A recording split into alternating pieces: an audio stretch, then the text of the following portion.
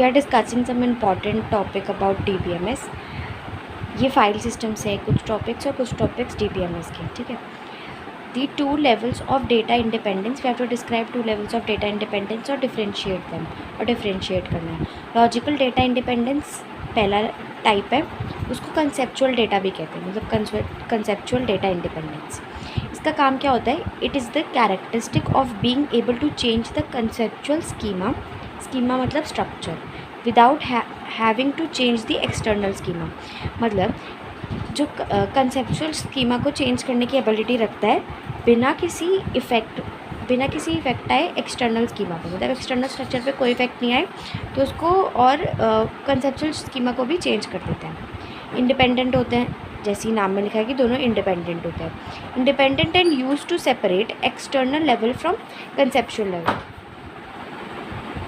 Physical data independence में क्या होता है? द कैपेसिटी और to change the internal schema without having to change the conceptual schema. मतलब पहले वाले में क्या था कि कंसेप्चुअल स्कीमा को चेंज कर रहा था और एक्सटर्नल स्कीमा पे कोई इफेक्ट नहीं आ रहा था, which is logical data independence.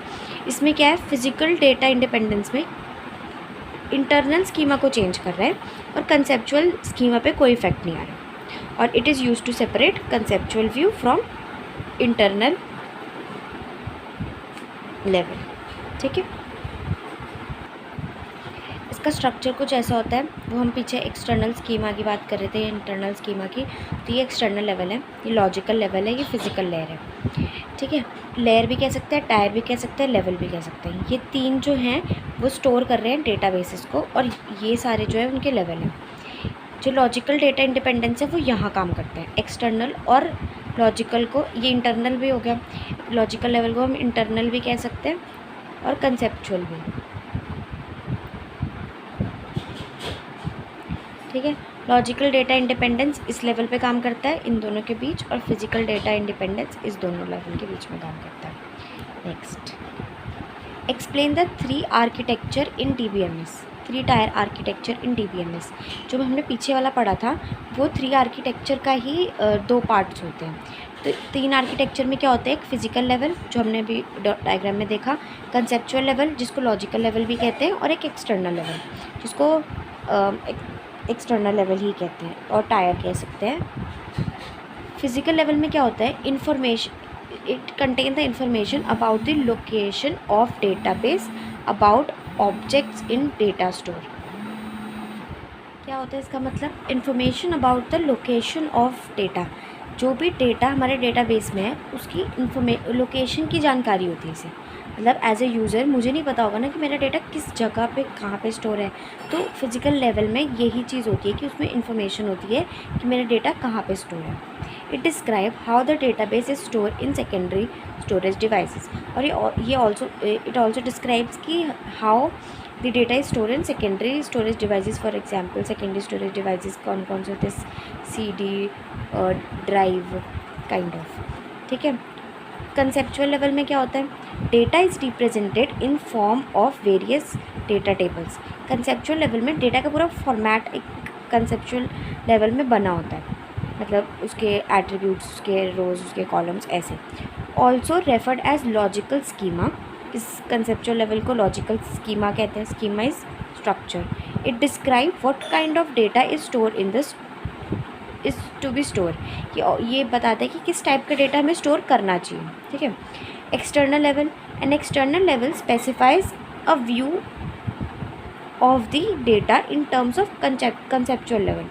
मतलब एक्सटर्नल लेवल जो होता है वो बेसिकली यूज़र्स के लिए होता है, कैसा दिख रहा है हमारा डेटा कंसेप्चुअल लेवल में, वो एक्सटर्नल लेवल में दिखाई देता है। Each external user is use to cater to the needs of a particular category of user. मतलब कि जो एक्सटर्नल लेवल है वो ये डिसाइड करता है कि हमारा जो यूज़र है वो किस कैटेगरी का है। मतलब अगर मैं ERP के पोर्टल पे जाती हूँ तो मेरे लिए मतलब एज ए स्टूडेंट मेरा इंटरफेस कुछ अलग होगा, मुझे अटेंडेंस और ये सब दिखेगी सिर्फ मेरी, लेकिन फॉर HOD और टीचर्स उनके लिए इंटरफेस अलग होगा ERP का काइंड ऑफ, या कोई भी पोर्टल का अलग लेवल के लोगों के लिए अलग होगा। तो वो क्या होगा, external user use to cater the needs, कि क्या नीड है उस अकॉर्डिंग काम करता है। फिर again there are 2 types of data independence. Data independence के 2 टाइप हैं।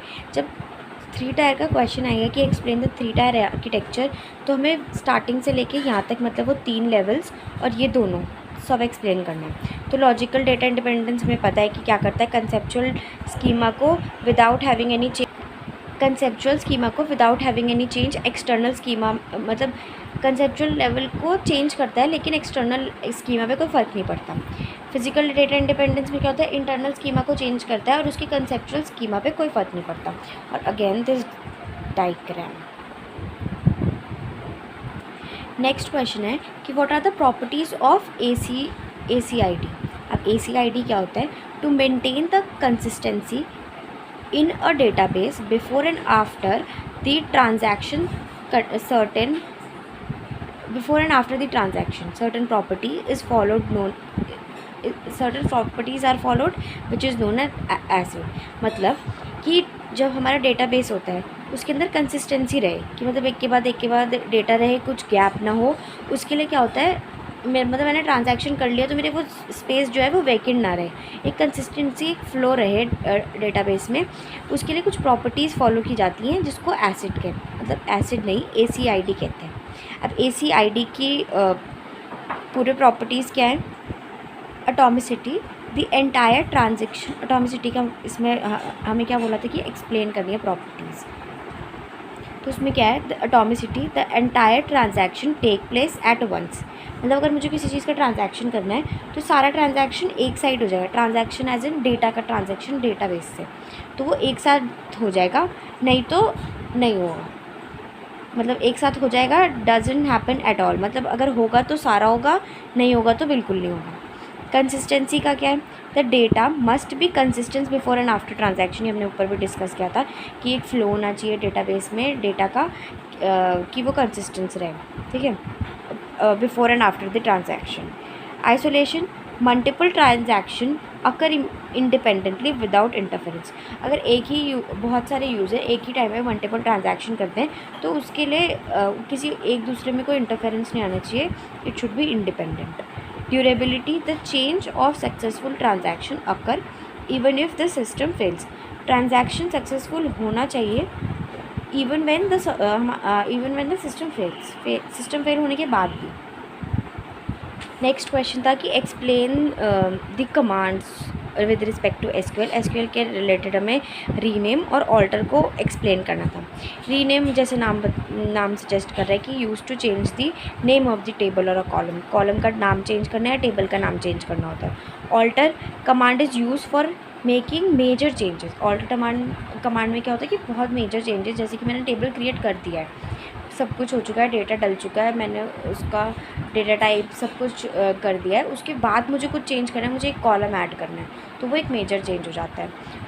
अगर मुझे अपने टेबल का नाम ही चेंज करना है तो वो एक मेजर चेंज है, तो उसके लिए हम ऑल्टर कमांड यूज़ करते हैं। सिंटेक्स देखेंगे, रीनेम के लिए रीनेम करेंगे किसको, टेबल भी लिखना है, यहाँ पे लिखना है टेबल नेम, मतलब ये वर्ड टेबल नेम नहीं लिखना है, इसकी जगह जो आपको टेबल गिवन होगा वो लिखना है, टू, और आप किस में करना चाहते हो टेबल, मतलब कौन सा टेबल नेम में चेंज करना है वो, और लास्ट में semicolon is very important. Alter के लिए सिंटेक्स है, ऑल्टर टेबल लिखना है, टेबल नेम जो आपको गिवन होगा या जो भी टेबल नेम होगा वो लिखना है। ऐड, अगर मुझे कोई कॉलम ऐड करना है टेबल में उसका सिंटेक्स है ऐड। फॉर एग्जांपल मुझे एक सब्जेक्ट नाम का कॉलम ऐड करना है तो सब्जेक्ट और उसका data type. Next, what are the unary operations in relational algebra. Relational algebra में यूनरी ऑपरेटर्स क्या होते हैं, तो सेलेक्ट, प्रोजेक्ट और रीनेम, ये 3 यूनरी होते हैं। अगर बाइनरी पूछ ले तो union, set difference, Cartesian product और जॉइन, ये सारे बाइनरी ऑपरेशंस होते हैं। अगर क्वेश्चन में है कि what are the difference between DDL, DML, DCL, तो ये मैंने शॉर्ट में लिखा है, इसको मतलब इलेबोरेट करके आप लिख दो, ये बट ये मेन की पॉइंट्स है, ठीक है। सबसे पहले तो हम उसके फुल फॉर्म्स लिख देंगे, data definition language, data manipulation language, data control language. अब DDL में कौन कौन सी कमांड हम यूज़ करते हैं? क्रिएट, ड्रॉप, ऑल्टर और rename. Create, drop, alter, rename. DML में select, insert, update, delete. Select, insert, update and delete. DCL में रिवोक और ग्रांट। अब DDL करता क्या है? It define the structure of database. Database का स्ट्रक्चर कैसा होना चाहिए वो डिसाइड करता है, ठीक है। DML में क्या होता है? Manages the data with in the database. अब स्ट्रक्चर बन गया, उसके अंदर डेटा भी होगा, तो उस डेटा को मैनेज करता है। Use for controlling data. अब DCL क्या करता है? जैसे नाम उसका है, डेटा कंट्रोल लैंग्वेज, ये डेटा को कंट्रोल करता है। अगर मुझे यही कोड C में लिखना हो या किसी और प्रोग्रामिंग लैंग्वेज में लिखना हो तो उस चीज़ को ये कंट्रोल करता है। Next, difference between 2 tyre and 3 tier architecture. जो हमने 3 टायर आर्किटेक्चर पहले पढ़ा था, अगर उसमें डिफरेंस आ जाए कि 2 टायर आर्किटेक्चर और 3 टायर आर्किटेक्चर में क्या डिफरेंस होता है, तो 2 tier architecture client server architecture होता है, मतलब क्लाइंट और सर्वर के बीच की बात होती है। 3 टायर वेब बेस्ड आर्किटेक्चर होता है। 2 लेयर्स होते हैं, नाम से ही पता चल रहा है, data tyre and client tyre, ठीक है। इसमें डेटा लेयर, बिजनेस लेयर और क्लाइंट लेयर। इसके अलावा हम पीछे वाला भी लिख सकते हैं जो हमने उसमें पढ़ा कि फिजिकल लेयर होता है, एक्सटर्नल लेवल होता है और एक लॉजिकल लेवल होता है, ठीक है। उसके बाद much easier to maintain. 2 layer को मेंटेन करना ईजी होता है क्योंकि कोई थर्ड पार्टी, कोई बीच में कोई मीडिएटर नहीं होता, डायरेक्ट क्लाइंट टू सर्वर बात होती है। कॉम्प्लेक्स टू मेंटेन क्योंकि बहुत सारे लेवल्स हो गए। Program performance loss with increase number of user. जैसे जैसे नंबर ऑफ़ यूज़र्स इंक्रीज़ होते हैं 2 लेवल पे तो परफॉर्मेंस उसकी घटती जाती है। Performance loss when run a system over internet. अगर इस सिस्टम को अगर इंटरनेट पे यूज़ करें तब इसकी परफॉर्मेंस कम होती है।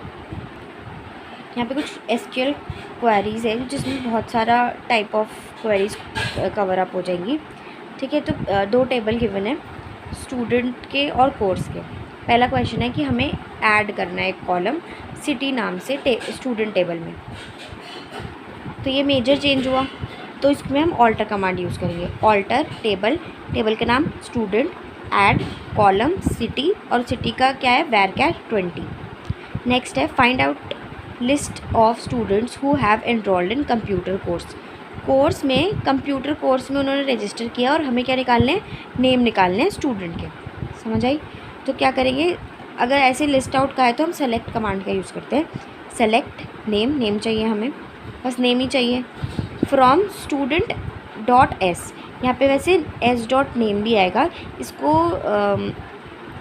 अलाइंस कहते हैं, मतलब कि मैं स्पेसिफाई कर रही हूँ कि एक स्टूडेंट टेबल है उससे नेम चाहिए, और ये स्मॉल एस को अलाइंस कहते हैं। मतलब मैंने स्टूडेंट का एक छोटा वर्जन बना दिया, छोटा शॉर्ट फॉर्म बना दी कि एस में जब भी बोलूँ तो मतलब वो स्टूडेंट को डिपिक्ट कर रहा है। कॉमा कोर्स सी क्यों लिखा? क्योंकि हमें दोनों टेबल को कनेक्ट करना है। Where C dot course name, अब कोर्स का नाम क्या होना चाहिए था? Computer. C dot course name is equals to colons में computer and S dot course. अब इन दोनों को कनेक्ट कर रहे हैं, ये तो हमारी कंडीशन थी।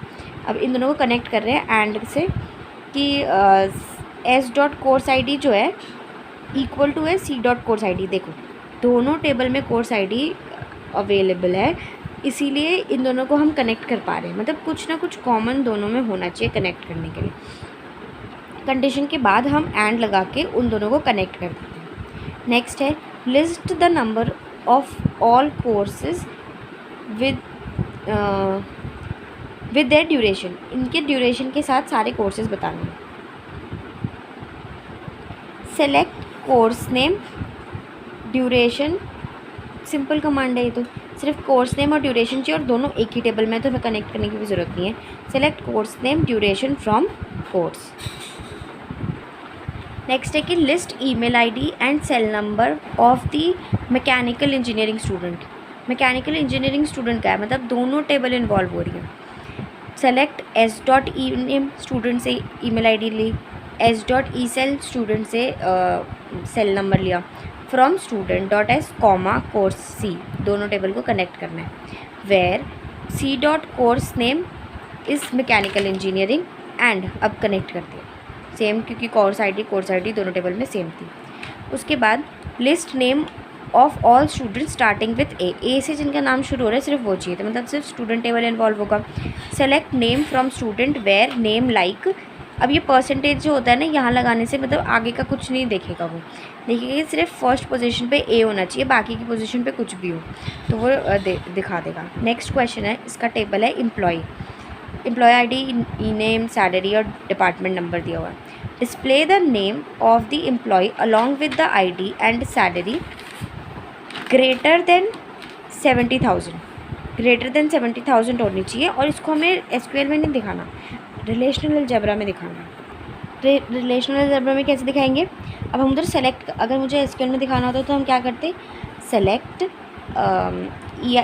EMP और क्या चाहिए, salary from employ where salary is greater than 70,000 और लास्ट में सेमीकोलन।